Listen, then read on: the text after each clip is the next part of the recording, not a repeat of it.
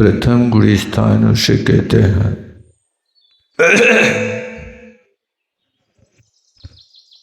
जहाँ पर दर्शन मोहिनी प्रकृति की मुक्तता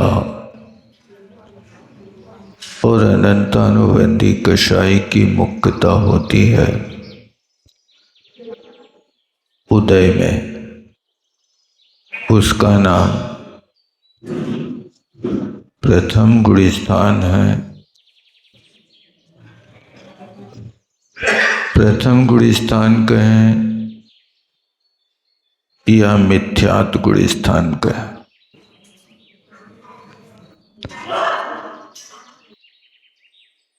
इस गुड़ी स्थान में जीव अनादिकाल से रह रहा है। जब तक जीव को सम्यक दर्शन नहीं होता तब तक मिथ्यात्व गुड़ी स्थान का त्याग नहीं होता। ऐसा अनंत काल व्यतीत हो गया,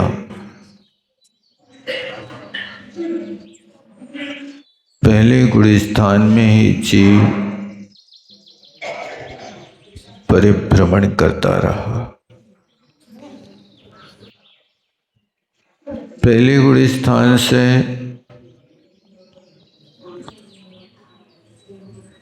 निकलना भी बहुत दुर्लभ है।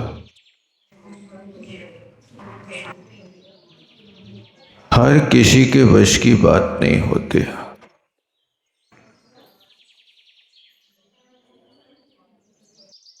मिथ्यात्व गुड़ी स्थान को छोड़ने के लिए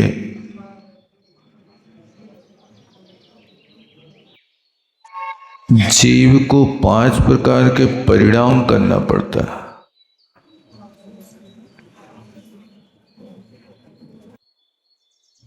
जब तक वे 5 प्रकार के परिणाम नहीं करता तब तक मिथ्यात्व गुड़ी स्थान का त्याग नहीं होता। उन 5 प्रकार के परिणामों में सबसे पहले नंबर का परिणाम होता है जिसको क्षयोक्षम लब्धि कहते हैं। क्षयोक्षम लब्धि का अर्थ है कि जब जीव के ज्ञानावरणादि कर्मों का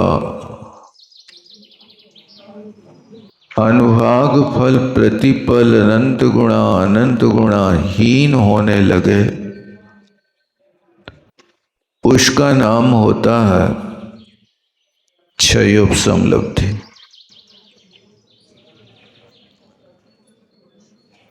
अथवा किन्हीं विद्वानों का ये भी मत है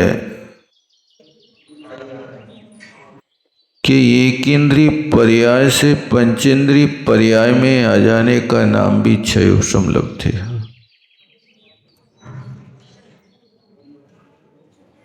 क्योंकि यहाँ पर सम्यक दर्शन की प्राप्ति के लिए ये कारण पंचेंद्रिय भी रखा। सम्यक दर्शन की प्राप्ति होती है तो संगी हो, पंचेंद्रिय हो, पर्याप्तक हो और जागृत अवस्था हो। सोते हुए व्यक्ति को सम्यक दर्शन उत्पन्न नहीं होता। यदि सम्यक दर्शन प्राप्त कर लिया है तो सोते समय सम्यक दर्शन तो रह सकता,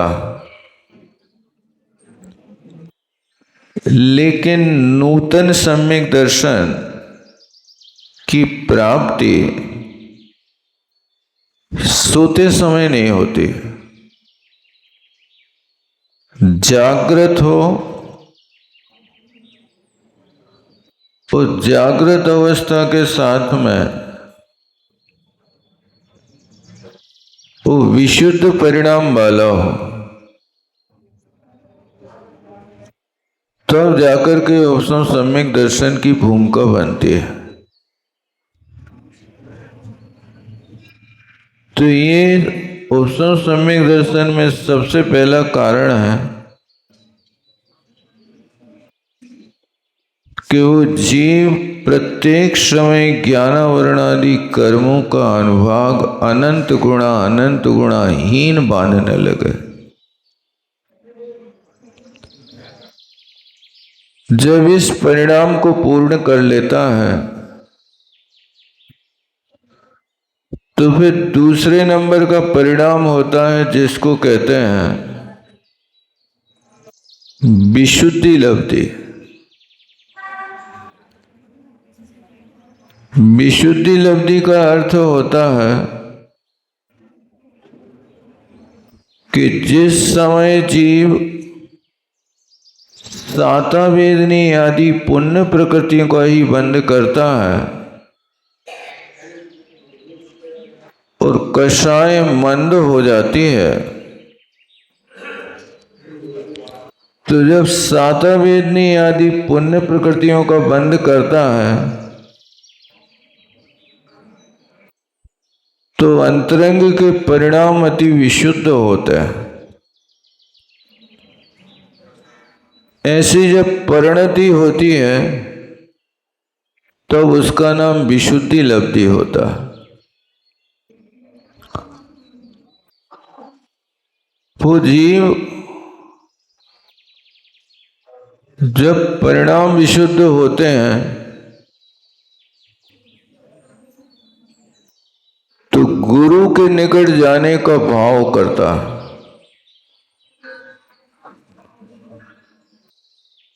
जब विशुद्धि बढ़ती है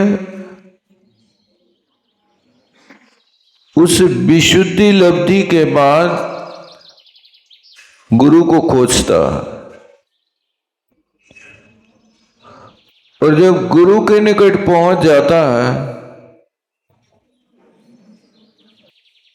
तो गुरु के पास पहुंच करके उनसे प्रश्न करता है, भगवान किन्नु खलु आत्मने तो, हे स्वामिन आत्मा का हित किसमें है? ये परिणाम जब आपके होने लगे कि संतों के पास जाकर के और ये प्रश्न उठने लगे कि किन्नु खलु आत्मा ने है, तो आत्मा का हित किसमें है, तब समझना कि आपकी विशुद्धि लब्धि बढ़ गई और आपके इस प्रश्न को सुनकर के गुरु उत्तर देने लगे। पंचास्तिकाय 6 द्रव्य 7 तत्व 9 पदार्थों का उपदेश गुरु मुख से श्रवण कर ले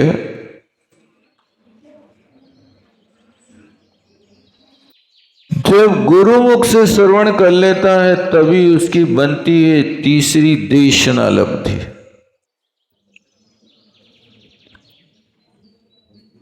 जब तक वो गुरु मुख से सुनना ले, गुरु के निकट जाकर के तत्व द्रव्यों के स्वरूप को न समझ ले और समझ करके धारणा न बना ले, तब तक उसकी देशना लब्धि नहीं होती।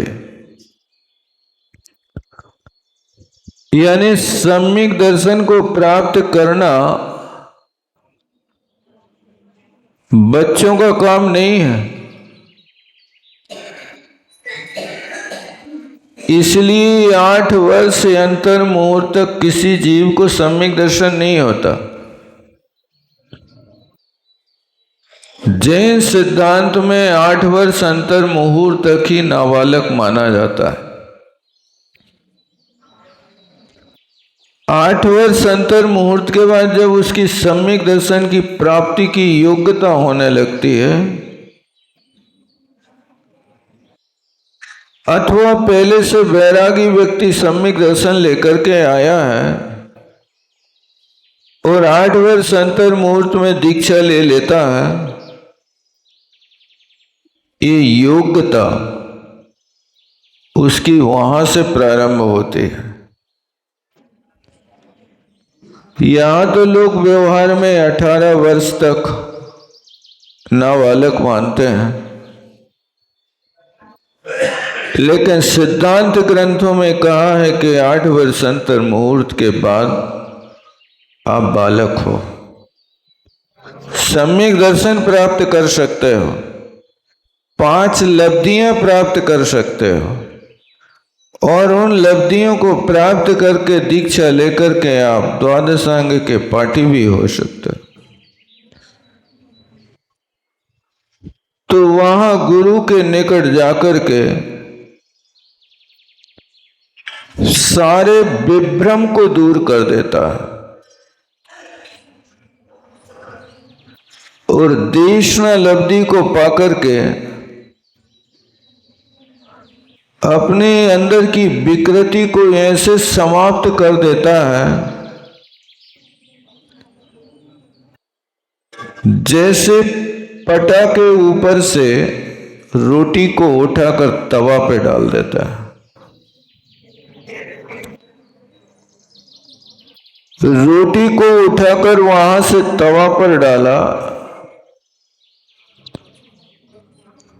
तो रोटी के अंदर की जो विकृति है,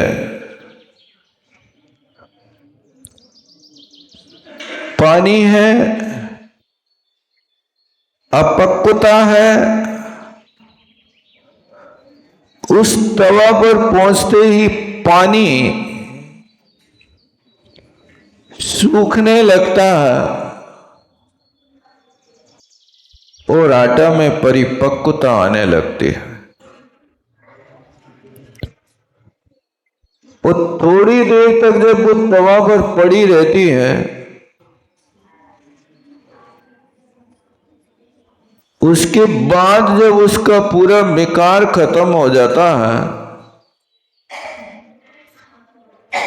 तो फिर वो बतासा की तरह फूलने लगती है।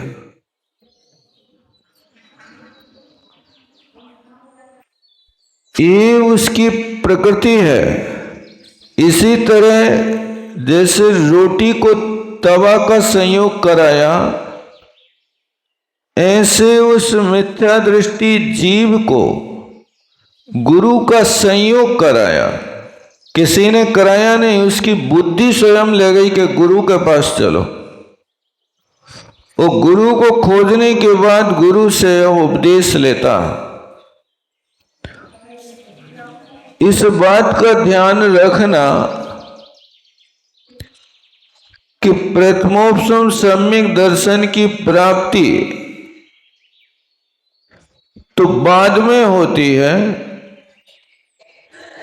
पहले गुरु के निकट जाकर के समर्पण होता है। तो फिर गुरु उसके विकार को निकालते हैं देशना लब्धि दे करके। उस देशना को पाकर के वो फिर अपने अंदर की ओर झांकता। अब वास्तव में सम्यक दर्शन प्राप्त करने की तैयारी करने लगता है। उस तैयारी का नाम शास्त्रीय भाषा में प्रयोग लब्धि कहते हैं। प्रयोग लब्धि का अर्थ क्या है? अब मोक्ष मार्ग के लिए प्रयास करने लगा। ये सब अंदर की बात है, कोई को दिखाई नहीं देता, लेकिन जब वो प्रयोग लब्धि में बैठता है तो पाप प्रकृतियों की दशा बिगाड़ के रख देता। उनका स्थिति कांडक और अनुभाग कांडक घात करना प्रारंभ कर देता। और पुण्य प्रकृतियों का चतुस्थानीय अनुभाग बंद करने लगता। सबसे गाढ़ा पुण्य बनता है तो प्रयोग लब्धि में बनता है। लोग कहते हैं हमारा पुण्य पतला है। बेटा, प्रयोग लब्धि में पहुंचे कभी कि नहीं पहुंचे? उस प्रयोग लब्धि में चतुस्थानीय पुण्य बनता है, वहां तक तुम पहुंचे नहीं तो इसके नीचे का पुण्य तो पतला ही है। पुण्य गाढ़ा होगा कहां से? और वो जब गाढ़ा पुण्य होगा गुरु के उपदेश से होगा। और गुरु के निकट जाने में जो परहेज करते हैं वे सम्यक दर्शन से दूरी बनाते हैं। सिद्धांत को अच्छी तरह से समझ लेना चाहिए। 5 लब्धियों में तीसरे नंबर की लब्धि गुरु उपाय बताते हैं तब प्रयोग करते हैं, इसलिए चौथे नंबर की लब्धि का नाम प्रयोग लब्धि है। और जब प्रयोग लब्धि में सफल हो जाता है, प्रयोग लब्धि के अंतिम काल तक पुरुषार्थ से पीछे नहीं हटता, तब जाकर के आगे करण लब्धि में प्रवेश कर जाता है। और जो व्यक्ति करण लब्धि में प्रवेश कर जाए उस व्यक्ति की दशा होती है मरता न मरी का मारा। अब उसके ऊपर वज्रपात भी हो जाए तो भी मरेगा नहीं। सिद्धांत का ये नियम है। अधाकरण के परिणाम से लेकर के जब तक उपशम सम्यक दृष्टि रहेगा तब तक वो जीव मरेगा नहीं, ये पक्का। यदि अपनी मौत को सुरक्षित करना है तो अधाकरण से लेकर के उपशम सम्यक दर्शन तक का काल एक ऐसा काल है कि जिस काल में किसी भी जीव की आयु का हरण नहीं होता, नष्ट नहीं होता। लेकिन वो अवसर सिर्फ एक अंतर मुहूर्त के लिए आता है, जीवन भर के लिए नहीं आता। उस स्थान पर जाओ और अंतर मुहूर्त में अपना काम करो और फिर इसके बाद उस उपशम सम्यक दर्शन को परिवर्तन करना होगा। या तो मिथ्या दृष्टि बन जाओ या क्षयोपशम सम्यक दृष्टि बन जाओ। ये सब प्रक्रियाएं होती हैं 3 लब्धियों में। उन 3 करणों में बहुत बड़ा पुरुषार्थ करना पड़ता है। बस इतना समझ लेना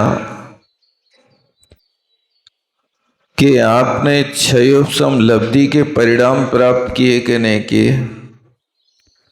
प्रत्येक समय आपने ज्ञानावरण आदि कर्मों की अनुभाग शक्ति को छीन किया कि नहीं किया।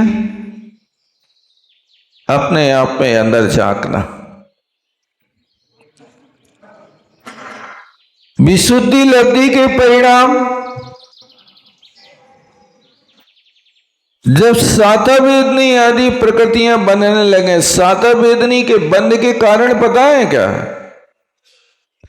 भूत वृत्त अनुकंपा दान सराग संयम इत्यादि कारण तुम्हारे अंदर कभी प्रकट हुए हो। भूति अनुकंपा, प्राणी मात्र के प्रति दया का भाव हो।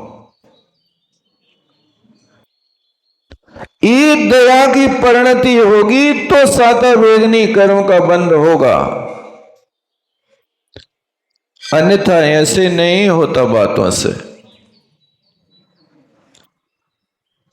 और व्रतियों के प्रति आपने दान दिया हो, व्रतियों की सेवा की हो, निस्वार्थ भाव से किया हो, तब साता वेदनी का बंध होता है। मिलान कर लेना अपने अंदर में कि हमने साता वेदनी का बंध किस काल में किया। उस सराग संयम के परिणाम बने हो। सराग संयम का परिणाम ऐसी परिणति अंदर में आई हो, हे परमात्मा कब धन्य सो अवसर पाऊं, जब निज में ही रम जाऊं, रागादिक भाव मिटाऊं, कर्तादिक दोष नशाऊं। ऐसी परिणति जब आपके अंदर आए तो समझना कि आप सराग संयम की ओर बढ़ रहे हैं और इस सराग संयम का परिणाम आपके लिए साता वेदनी के बंध का कारण होगा। कभी आती है ऐसी परिणति, मन में सोच आता है, ये बार बार भावना भाना चाहिए, कब धन्य से वो अवसर पाऊं। धन्य है वो अवसर कब मेरे पास आए। कौन सा अवसर? पाणी पात्र दिगंबरा। मैं पाणी पात्र होकर के दिगंबर वेश को लेकर के जिनो यथा, जैसे जिनेन्द्र भगवान अपने आत्म स्वरूप में रमण करते हैं, वो रमण करने की मेरे अंदर क्षमता कब पैदा होगी। ये परिणति जब होती तब साता वेदनी कर्म का आश्रय होता है। आपका मन जब शांत हो तब इन पंक्तियों को गुनगुनाया करो, क्योंकि भावना भी भवनाशिनी होती है। अब कोई कहे कि महाराज हम तो अवशक्त हो गए, असमर्थ हो गए, कछु काम के नहीं रहे, ये मत सोचना। असमर्थ तो शरीर होता है, आत्मा असमर्थ नहीं होती है। शरीर और आत्मा का संबंध तो ऐसा है जैसे तलवार और म्यान का संबंध है। म्यान के टूटने फूटने पर तलवार का कोई बिगाड़ थोड़ी होगा। तलवार के ऊपर रहने वाली म्यान तो एक सुरक्षा कवच है। वो म्यान यदि खराब हो जाए तो म्यान तो अलग करना, लेकिन कभी तलवार को मत फेंक देना। इसी तरह यहां पर भी आत्मा तलवार की तरह सुरक्षित है। आत्मा कोई भी खराब नहीं हुई है। यदि शरीर खराब हुआ है, शरीर के उपकरण खराब हुए हैं, मन थोड़ी खराब हुआ। बुढ़ापा शरीर को आता है कि मन को आता है? मन तो बुढ़ापे में भी जवान बना रहता है, नहीं बना रहता। मन कोई का बूढ़ा होता ही नहीं। इसलिए मन का नाम अनंग है।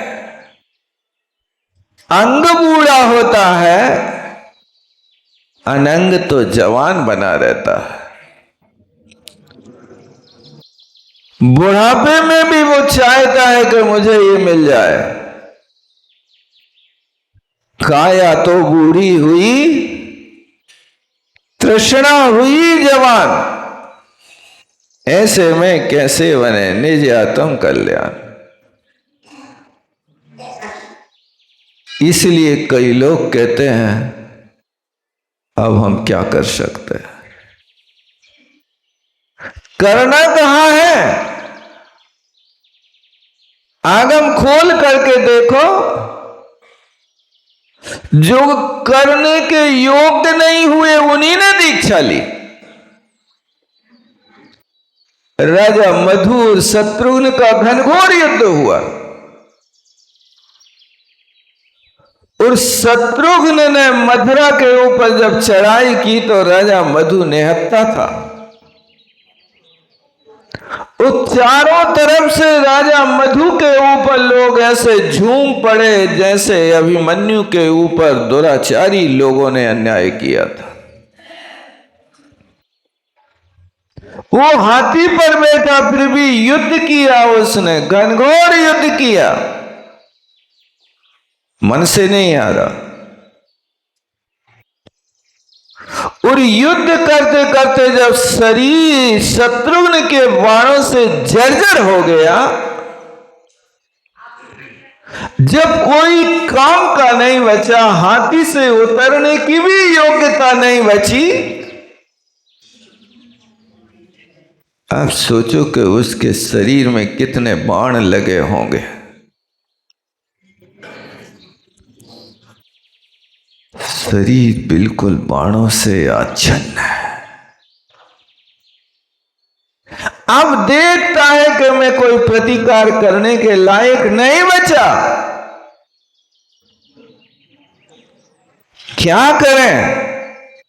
अब अंत समय संभाल लो, अंत भला सो सब भला। और उस राजा मधु ने ऐसी जर्जर अवस्था में हाथी पर बैठे बैठे बस इतनी शक्ति थी कि अपने हाथों से अपने बालों को उखाड़ के फेंक दिया, कपड़ों को उतार के फेंक दिया। हे जिन परमात्मा आपके शरणों की साक्षी पूर्वक मैं यही हाथी के ऊपर अपना आसन बना करके बाह्य आभ्यंतर परिग्रह का त्याग करके मैं अपने आत्म स्वरूप में रमण करता हूं। आप तो राग आलापते रहते हो, मैं तो बूढ़ा हूं, क्या कर सकता हूं। मधु की दूसरी बात करना और मधु के चरित्र को आप पद्म पुराण में पढ़ना। जब शरीर काम का नहीं रहा तब उनने अपना काम बनाया। शरीर 2 पैसा के काम का नहीं रहा, इतनी शक्ति छीन हो गई कि हाथी से उतरने के लायक नहीं बचा। और उस वीर योद्धा ने हाथी पर बैठे बैठे परिग्रह का त्याग कर दिया, मुनि बन गया और हाथी की पालकी पे आसन मार करके ध्यान में लीन हो गया। जब शत्रुघ्न ने देखा कि ओहो ये तो पासा पलट गया, हार करके भी जीत गया। जिस व्यक्ति की बाजी हार गई, अब वो व्यक्ति अपने आप को देखता है कि अभी तो इस युद्ध से हारा हूं, अब तो मुझे कर्मों से लड़ाई करना है। मूल शत्रु तो वे हैं। आवासन मार करके बैठा और शत्रुघ्न ने देखा कि धन्य है, मेरा दुश्मन तो भगवान बन गया। और उसके निकट आकर के चरणों में माथा रखते हैं, हे भगवान तेरी जीत पराजय मेरी, जीत तो आपकी हो गई, मैं हार गया, मुझे क्षमा कर दो। जब शत्रुघ्न ने यह बात रखी तब मधु महाराज कहते हैं तुम तो उपकारी हो, दुश्मन नहीं हो। काश तुम नहीं आते तो मुझे इन विषयों के कीचड़ से कौन निकालता। तुमने बहुत बड़ा उपकार किया, उपकारी के प्रति कृतज्ञता होना चाहिए। जाओ शत्रुघ्न, तुम मथुरा का राज करो, मैंने बहुत कर लिया। अब समझ में आ रहा है। भोग बुरे भव रोग बढ़ावे बेरी है जग जी के। इस पंक्ति का स्मरण तो शत्रुघ्न तुमने कराया, नहीं तो मैं तो विषयाशक्त या पाद कंठ विषयों में डूबा था। धन्य जहां धनाधन बाण चल रहे थे, आज बिल्कुल एक दूसरे के गले लिपट करके और रोने की भावना हो रही। भगवान अब चलो तुम राज करो, मैंने तुमको जीत लिया, मैं वापस अयोध्या जाता हूं। अब तुम अयोध्या नहीं जाते, जा नहीं सकते, राज्य आप संभालो, इस राज्य के उत्तराधिकारी आप बनो। मैं तो वहां परमात्मा पद का राज्य करूंगा जहां पर आज तक भावना भावता रहा, कब धन्य से अवसर पाऊं, जब निज में ही रम जाऊं। वो भावना को आज साकार कर सका। शत्रुघ्न कहते महाराज मुझे क्षमा कर दो। क्षमा क्षमा सब ही सो कहते मन की सल्ह हरे। हाँ बंधु, तुम तो परमोपकारी महाबंधु हो। जो लोग वैराग दिला दे, मित्र तो वही होता है। जो मित्र वैराग में निमित्त बने वो मित्र है, और जो मित्र बनके तुम्हारे वैराग को, विशुद्धि को, सम्यक को वो मित्र नहीं हो सकता। क्या करें? इन शास्त्रों को भी कभी पढ़ा करो, समझ में आएगा कि अब आप भी कभी नहीं कहोगे कि हम बुढ़ापे में क्या कर सकते हैं। बुढ़ापे में वो कर सकते हो जो जीवन भर नहीं किया, अब कर सकते हो। जिंदगी भर दुनिया को संभाला, बाल बच्चों को पाला, अब दुनिया तुम्हें पालने को तैयार है। बेटे कह रहे हैं पिताश्री अब घर में पालना डाल दिया है, बचपन में तुमने हमें झुलाया, अब तुम झूलो। लेकिन पिता कहता है बेटा दिन नहीं कटता। अरे बुद्धि बदल दो, दिन काटने के कर्म काटने हैं। दिन काटने के चक्कर में हो, दिन तो कट रहे हैं भैया। दिन तुम कहां काट रहे हो? वे तो अपने आप कटते जा रहे हैं, अपने आप निकलते जा रहे हैं। रात बात में गई, प्रात खात में गया, फिर एक दिन तुम्हारी जिंदगी का गुजर गया। हाय कुछ ना कर सका, हाय कुछ ना कर सका, न पीर पर की हर सका। जिंदगी निकल गई, अब पछताए होत क्या? चिड़िया चुप गई खेत। अब पछताने से कुछ नहीं होगा। जितना समय बचा है उतने के लिए भी बार बार ऐसी पक्की भावना भाव, दिल से भाव, जहां तुम्हारे इस असक्त शरीर को तुम्हारा बेटा भी करने को तैयार नहीं है। ऐसे एक मरे शरीर के साथ यदि मुनि दीक्षा ले लोगे तो 48 मुनि महाराज तुम्हारी सेवा में खड़े हो जाएंगे। बस एक बार बाजी लगा करके तो देखो, साहस तो करो, क्या होता है। लेकिन लोग डरते रहते हैं कि लोग क्या कहेंगे। इसका सबसे बड़ा डर सताता, लोग क्या कहेंगे। अरे जो कहेंगे सो कहेंगे, लेकिन तुम तो सुधर जाओगे, तुम्हारी जिंदगी सुधर जाएगी, तुम्हारे अनंत काल के दुष्कृत्य समाप्त हो जाएंगे। इसलिए बार बार भावना भाव, कब धन्य शुभ अवसर पाऊं। और मधु महाराज को बार बार स्मरण में करो कि उन जैसी दशा तो हमारी नहीं है, हम रणांगण में तो नहीं खड़े हैं,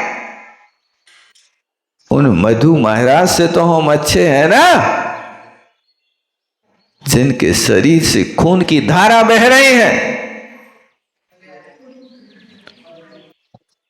ऐसी खून की धारा बहते हुए उन्हें मुनि महाराज ने नहीं कहा कि हमारे शरीर में थोड़ी मलहम पट्टी बांध दो।